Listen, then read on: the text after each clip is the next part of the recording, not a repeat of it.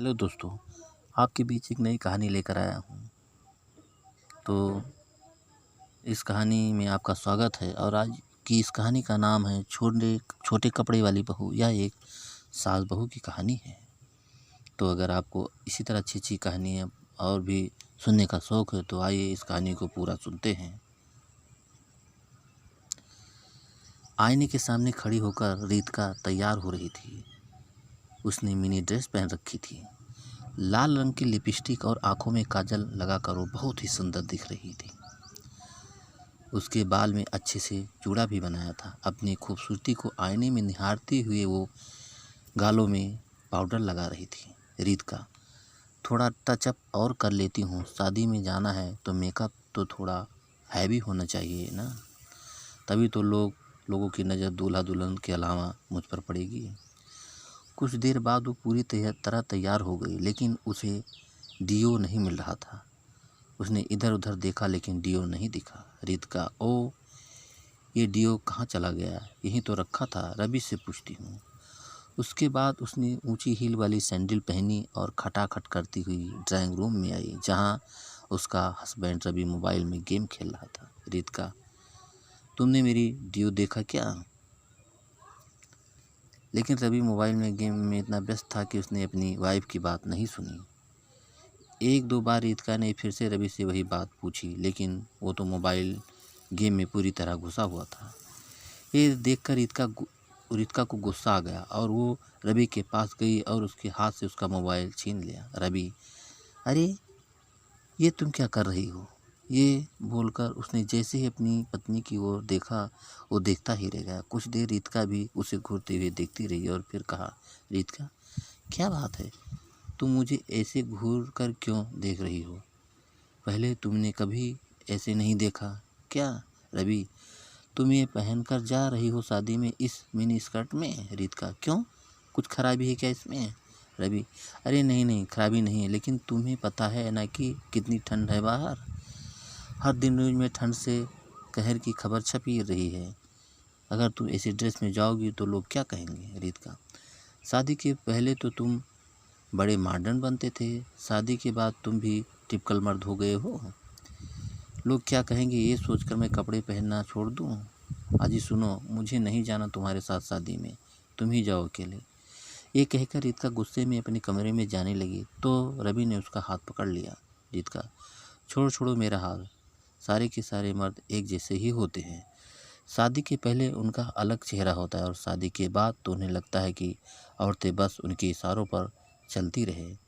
वो जो चाहें औरतें वही करें, जो चाहे पहने, जो चाहे खाए, जहाँ चाहें औरतें जाएं। अरे आप लोग को पत्नी नहीं दासी चाहिए होती है। रवि, रीतिका को देखो, तुम बात को क्यों खींच रही हो? रीतिका, मैं खींच रही हूँ? लो कर लो बात। शादी में मैं क्या पहनूं क्या ना पहनूं ये सब डिसाइड करेंगे। रवि, रीतिका, मैं ये कह रहा हूँ कि मैं तुम्हारे कपड़े डिसाइड करूँगा, तुम्हें जो पहनना है पहनो, लेकिन तुम देख रही हो ना कितनी सर्दी है। अगर इन छोटे कपड़ों में तुम बाहर जाओगी तो बीमार होने का डर है। रीतिका, बीमार तो बहाना है रवि, तुम खुद नहीं चाहते कि मैं तुम्हारे साथ शादी में ऐसे कपड़े पहन के जाऊँ। रवि, नहीं, आसान ऐसा बिल्कुल नहीं है। तुम्हारा अगर मिनी ड्रेस में ही शादी अटेंड करने का मन है तो नो प्रॉब्लम। रवि बात ज़्यादा बढ़ाना नहीं चाहता था क्योंकि उसे पता था कि रीतिका सुनेगी नहीं। रीतिका मिनी ड्रेस में ही शादी में पहुंच गई। वहाँ सभी की नज़र उसी पर टिक गई। सभी उसे घूर घूर कर देख रहे थे। रवि को थोड़ा अजीब महसूस हो रहा था, लेकिन रीतिका तो बहुत खुश थी। रीतिका, देख रहे हो सभी मुझे कैसे घूर कर देख रहे हैं, लगता है मैं कुछ ज़्यादा ही ब्यूटीफुल लग रही हूँ। और एक तुम थे जिसने घर पर ही कितनी नौटंकी की इन कपड़ों को लेकर। रवि ने रीतिका की बातों का कोई जवाब नहीं दिया। उधर रवि के सामने तो नहीं, लेकिन उसकी पीठ पीछे सभी रीतिका के कपड़ों को लेकर बातें बना रहे थे। शर्मा, अरे यार रवि की वाइफ को क्या हो गया है? वर्मा, देख रहे हो कैसी ड्रेस पहन के आई है? वर्मा, अच्छी तो है ड्रेस शर्मा। शर्मा, अरे ड्रेस तो अच्छी है, लेकिन इतनी सर्दी में कौन ऐसी ड्रेस पहनता है भाई? गजब हाल है भाई, गजब हाल है। वर्मा, अरे जिसने ऐसे कपड़े पहने हैं उसे सर्दी नहीं लग रही है तो तुम क्यों अपना खून जला रहे हो। चलो अब पेट पूजा का समय हो गया है। सुना है शादी में 5 स्टार होटल के सह बुलाया गया है। खाना खाते वक्त भी सभी की नज़र रीतिका पर ही थी, लेकिन रीतिका को लग रहा था कि सभी उसकी खूबसूरती को निहार रहे हैं। रीतिका, रवि, सभी लोग मुझे घूर रहे हैं और एक तुम हो कि खाने पर टूट पड़े हो। एक सेल्फी तो ले लो। रवि, हाँ सेल्फी, हाँ हाँ रुको मैं हाथ धोकर आता हूँ।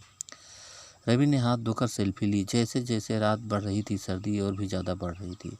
सभी लोगों ने तो गर्म कपड़े पहन रखे थे तो उन्हें कुछ खास फर्क नहीं पड़ रहा था, लेकिन रीतिका की हालत अब थोड़ी खराब हो रही थी। रीतिका, रवि बहुत ठंड लग रही है, अब घर चलें। रवि, घर? शादी देखनी नहीं है तुम्हें? रीतिका, नहीं नहीं रवि, इतना पेशेंस नहीं है मुझ में। रवि और रीतिका अपनी कार से घर वापस लौट आई। अगले दिन रीतिका ने रवि को कांपते हुए जगाया। रीतिका, रवि, रवि उठो ना। रवि, क्या हुआ रीतिका, तुम इस तरह कांप क्यों रही हो? रवि ने आसना के सिर पर हाथ रखा तो तावे की तरह गर्म था। रवि, रीतिका, तुम्हें तो तेज बुखार है। रवि ने अपनी बात की खत्म नहीं देखी। रीतिका ने कहा, रीतिका, रवि उल्टी आ रही है मुझे, बाथरूम ले चलो। आसना को लगातार उल्टी हो रही थी, उसे दस्त भी लग गए थे। रीतिका, रवि बहुत वीकनेस लग रही है, बहुत ही ज़्यादा। ये कहकर रीतिका ज़मीन पर गिर पड़ी। उसे सांस लेने में भी अब दिक्कत हो रही थी। रवि, रीतिका क्या हुआ तुम्हें? आंखें खोलो ना अपनी। रीतिका का शरीर ठंड होता जा रहा था। उसकी हालत देखकर रवि बहुत डर गया और उसे उसी समय उसे अपनी पीठ पर लाद कर नीचे लाया और फिर कार से हॉस्पिटल। डॉक्टरों ने रीतिका का चेकअप किया। डॉक्टर उन्हें इमीडिएटली एडमिट कीजिए, इनकी हालत बिल्कुल ठीक नहीं है। रीतिका को आईसीयू में एडमिट किया गया। उसे ऑक्सीजन सपोर्ट पर रखा गया क्योंकि वो ठीक से सांस नहीं ले पा रही थी। वो पूरी रात उसी तरह अस्पताल में रही थी। अगले दिन, रवि, डॉक्टर साहब आखिर आप लोग कुछ बोलते क्यों नहीं? अच्छी भली तो थी मेरी बीवी, अचानक उसे ऑक्सीजन सपोर्ट पर क्यों रखा है आपने? कोई चिंता की बात है क्या? डॉक्टर, हाँ हाँ चिंता की बात है। उसका जस्ट पूरी तरह से जाम हो गया है, सीवियर निमोनिया हो गया है। उन्हें भयंकर ठंड लगी है। हम दवाई से जस्ट क्लियर करने की कोशिश कर रहे हैं। अगर उससे हो गया तो ठीक नहीं हो, हमें किसी और तरीके से जस्ट का बलगम निकालना होगा। जब तक चेस्ट क्लियर नहीं होगा वो ठीक से सांस नहीं ले पाएगी। डॉक्टर की बात को सुनकर रवि का चेहरा पीला पड़ गया। उसे कल रात की सारी बात याद आ गई। रवि मन में, मैंने कितना मना किया उसे, लेकिन उसने मेरी बात नहीं मानी। ईश्वर रीतिका को ठीक कर दो। पूरी रात रवि रीतिका को लिए भगवान से प्रार्थना करता रहा, लेकिन अगले दिन तक रीतिका की तबीयत में कोई सुधार नहीं आया। और तीसरे दिन की बात है, रात का समय था। रवि अस्पताल के बाहर बैठा हुआ था, उसे नींद आ रही थी। तभी एक डॉक्टर उसके पास आया और उसने कहा, डॉक्टर आई एम सॉरी, हम आपकी पत्नी को नहीं बचा सके। डॉक्टर की बात सुनकर रवि की आंखों के आगे अंधेरा छा गया। वो भागा भागा आईसीयू में गया और वहाँ जाकर उसकी सांसें थम सी गई। सफ़ेद कपड़ों में लिपटी उसकी आसना सांस से लेटी हुई थी। रवि, रीतिका, रीतिका तुम ऐसे छोड़कर नहीं जा सकती, नहीं जा सकती। कैसे जीऊँगा मैं तेरे बिन, कैसे? प्लीज़ रीतिका उठ जाओ मेरे खातिर, प्लीज़ प्लीज़ उठ जाओ। मुझे इस तरह के सफ़र में छोड़कर अकेला मत जाओ। डॉक्टर, आप इस तरह चिल्ला क्यों रहे हैं? रवि, डॉक्टर मेरी पत्नी मर गई है। डॉक्टर, ये क्या कह रहे हैं आप? आपकी पत्नी अब खतरे से बाहर है, यही कहने में तो आया हूँ। आप उनसे मिल सकते हैं। रवि को अपने कानों पर विश्वास नहीं हो रहा था। रवि मन में, इसका मतलब वो जो देख रहा था वो सब सपना था। हे भगवान, कितना बुरा सपना था वो भागकर आईसीयू में गया। रीतिका अब होश में आ चुकी थी। उसने जैसे ही रवि को देखा वह जोर जोर से रोने लगी। Ritika, I am sorry Ravi, I am sorry. मैंने अपनी गलती के कारण तुम्हें बहुत परेशान किया ना, सॉरी। अब मैं कभी छोटे कपड़े नहीं पहनूंगी। रवि, नहीं रीतिका, कपड़ों में बुराई नहीं है, बस हर कपड़े का एक समय होता है। अब स्विमिंग पूल में हम लुंगी पहनकर करेंगे तो कितने फनी लगेंगे, क्यों ना? रवि की बातें को सुनकर रीतिका ने उसे मुस्कुराते हुए गले लगा लिया। आज की ये ख़ास और मज़ेदार कहानी आपको कैसी लगी हमें कमेंट करके ज़रूर बताना, और हमारे चैनल को एक लाइक ज़रूर कर दीजिएगा, क्योंकि आपकी लाइक से हमें मोटिवेशन मिलता है। और अभी तक अगर आप हमारे चैनल को सब्सक्राइब नहीं किए हैं तो जल्दी से कर लीजिए, जिससे इसी तरह नई नई कहानियाँ आपके बीच पहुंचाता रहूं।